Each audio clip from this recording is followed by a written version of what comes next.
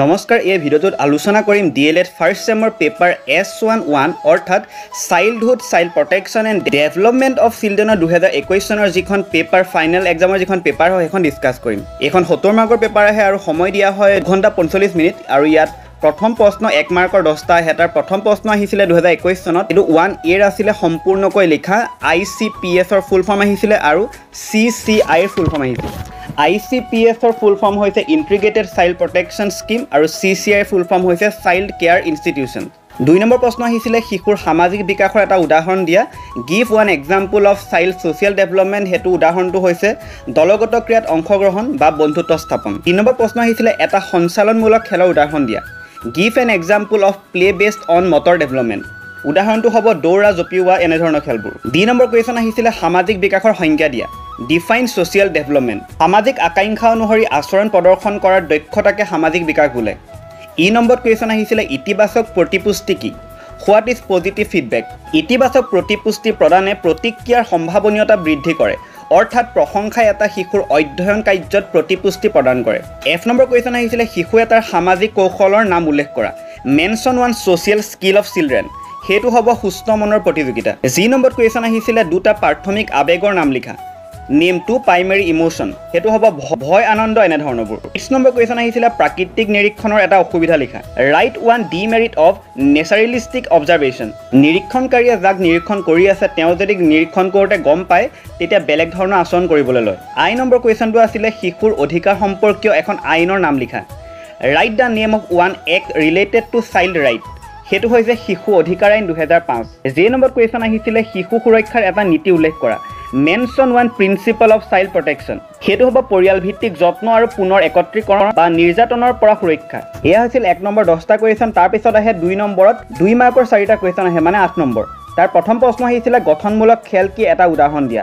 What is constructive play give an example 4 বছৰ বয়সত শিশুৱে গঠনমূলক খেল খেলি ভাল পায়। এনে ধৰণৰ খেলবোৰত কিছুমান বস্তু ব্যৱহাৰ কৰি বস্তু সাজে যেনে কাঠৰ টুকুৰা লক লগাই ঘৰ সজাই ইত্যাদি। 2 নম্বৰ কুৱেশ্যন আহিছিলে শিশুসকলৰ মাজত দ্ৰব্যৰ ব্যৱহাৰ ৰোধ কৰিবৰ বাবে এটা শ্লোগান প্ৰস্তুত কৰা। Compose a slogan to prevent children from substance abuse আপোনাৰ সপোনক শক্তিশালী কৰক নিচাক নহয়। Empower your dreams not addiction. C number question আহিছিলে শিশুৰ পেশীৰ বিকাশত প্ৰভাৱ পেলোৱা 4টা কাৰক উল্লেখ কৰা। Mention 4 factors that influences motor development in children হেতু হ'ব পুষ্টিকৰ খাদ্য খেল ধেমালি পৰিৱেশ বংশগতি। 2 নম্বৰ কুৱেশ্যন আহিছিলে বিদ্যালয়ত শিশুক সামাজিক কৌশল বিকাশৰ বাবে লোৱা 2টা পদক্ষেপৰ বিষয়ে লিখা। Write two strategies for developing social skills in children at school হেতু হ'ব মুক্ত কথোপকথন অৰ্থাৎ মুখামুখি ভাৱ বিনিময় আৰু দলীয় কাৰ্য। 3 নম্বৰ পাৰ্থক্য লিখিবলৈ আহিছিলে যিকোনো 3টা 6 মাৰ্কছ আছিলে। প্ৰথম কুৱেশ্যনটো আহিছিলে বৃদ্ধি আৰু বিকাশৰ মাজত পাৰ্থক্য। বৃদ্ধি হৈছে শৰীৰৰ ওজন আকাৰ আদিৰ বৃদ্ধি। বিকাশ হ'ল কাৰ্যক্ষমতাৰ আহৰণ। বৃদ্ধি পৰিমাণ জুখিব পাৰি বিকাশৰ পৰিমাণ জুখিব নোৱাৰি পৰ্যবেক্ষণহে কৰিব পাৰি। বৃদ্ধি প্ৰক্ৰিয়া বয়সৰ কোনো এটা সময়ত স্থবিৰ হৈ পৰে। বিকাশ প্ৰক্ৰিয়া জন্মৰ পৰা মৃত্যুলৈ অবিৰাম চলি থাকে। 2 নম্বৰ কুৱেশ্যন আহিছিলে শিশুৰ সুৰক্ষা আৰু অধিকাৰ। শিশু সুৰক্ষাই শিশুক ক্ষতি নিৰ্যাতন শোষণ আৰু অৱহেলাৰ পৰা ৰক্ষা কৰাত গুৰুত্ব আৰোপ কৰে। আনহাতে শিশু অধিকাৰে সকলো শিশুৱে সহজাতভাৱে লাভ কৰা প্ৰাপ্য আৰু স্বাধীনতাৰ ওপৰত গুৰুত্ব আৰোপ কৰে।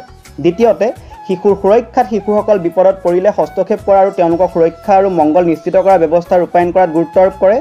আনহাতে শিশু অধিকাৰৰ কেন্দ্ৰবিন্দু হৈছে শিশুৱে যাতে তেওঁলোকৰ অধিকাৰ যেনে শিক্ষা স্বাস্থ্যসেৱা সুৰক্ষা আৰু সিদ্ধান্ত গ্ৰহণ প্ৰক্ৰিয়াত অংশগ্ৰহণৰ সুবিধা লাভ কৰে। তৃতীয়তে শিশু সুৰক্ষাৰ ক্ষেত্ৰত প্ৰায় প্ৰতিক্ৰিয়াশীল ব্যৱস্থা যেনে শিশু কল্যাণ সেৱা আইনী হস্তক্ষেপ আৰু সংকটৰ প্ৰতিক্ৰিয়া ব্যৱস্থা জড়িত থাকে যাৰ লক্ষ্য শিশুৰ সুৰক্ষাৰ বাবে তাৎক্ষণিক বিপদসমূহ মোকাবিলা কৰা।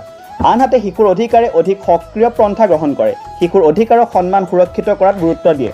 আৰু শেষৰটো আছিলে শিশু সুৰক্ষাই মূলতঃ এনে পৰিস্থিতিৰ সৈতে মোকাবিলা কৰে য'ত শিশুৱে তাৎক্ষণিক বিপদত আৰু ক্ষতিৰ আশংকাৰ সন্মুখীন হয় য'ত নিৰ্যাতন অৱহেলা শোষণ আৰু হিংসা আদি অন্তৰ্ভুক্ত। শিশুৰ অধিকাৰৰ পৰিসৰ বহল। ইয়াত শিশুৱে উপভোগ কৰিবলগীয়া বহুতো প্ৰাপ্য আৰু স্বাধীনতা সামৰি লোৱা হৈছে।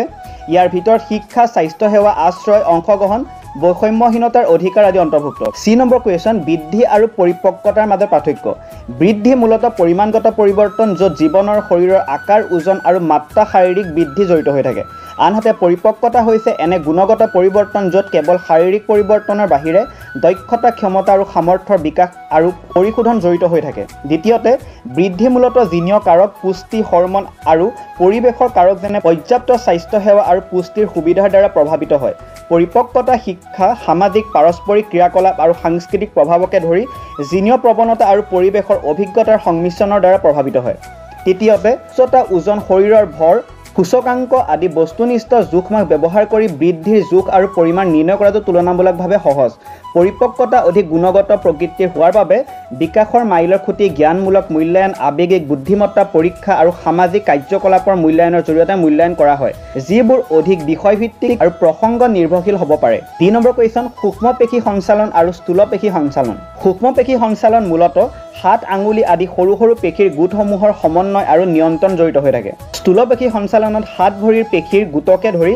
বৃহৎ পেশীৰ গোটৰ সমন্বয় আৰু নিয়ন্ত্ৰণ জড়িত হৈ থাকে সূক্ষ্ম পেশীৰ দক্ষতাৰ বাবে নিখুঁত আৰু জটিল গতিবিধিৰ প্ৰয়োজন যেনে ধৰি লোৱা সৰু বস্তুৰ সৈতে খেলা আদি আঙুলিৰ নিপুণতাৰ প্ৰয়োজনীয়তা থকা কামবোৰ কৰা স্থূল পেশীৰ দক্ষতাত বহল গতিবিধি জড়িত থাকে যাৰ বাবে শক্তি ভাৰসাম্য আৰু সমন্বয়ৰ প্ৰয়োজন হয় যেনে খোজকঢ়া দৌৰা আদি সূক্ষ্ম পেশীৰ বিকাশ অলপ লেহেমীয়াকৈ হয় আনহাতে স্থূল পেশীৰ বিকাশ আগতীয়াকৈ হয় উদাহৰণস্বৰূপে এজন শিশুৱে প্ৰথম অৱস্থাত এটা মাৰ্বল দাঙি ল'ব নোৱাৰে কিন্তু বহুত মাৰ্বল দিয়া গ'লে তাৰ পৰা তেওঁ কেইটামান উঠাই ল'ব পাৰে চতুৰ্থতে ছবি অঁকা বাদ্যযন্ত্ৰ বজোৱা সঁজুলি বা বাচন বৰ্তন ব্যৱহাৰ কৰিবলৈ সূক্ষ্ম পেশীৰ বিকাশৰ প্ৰয়োজন গোটেই শৰীৰৰ গতিবিধি আৰু শাৰীৰিক পৰিশ্ৰমৰ প্ৰয়োজন হোৱা কাৰ্যকলাপৰ বাবে স্থূল পেশীৰ বিকাশৰ প্ৰয়োজন যেনে খেলা ধূলা বগাই যোৱা চাইকেল চলোৱা সাঁতোৰ আৰু নৃত্য কৰা এই ভিডিঅ'টোত মই প্ৰথম 3টা কুৱেশ্যন ডিছকাছ কৰিলোঁ নেক্সট ভিডিঅ'ত মই 4 নম্বৰ পৰা আৰম্ভ কৰিম যদি ভিডিঅ'টো চাই ভাল পালে তেন্তে চেনেলটো ছাবস্ক্ৰাইব কৰিব নাপাহৰিব এনেকুৱা ধৰণৰ ভিডিঅ' পাই থাকিবৰ বাবে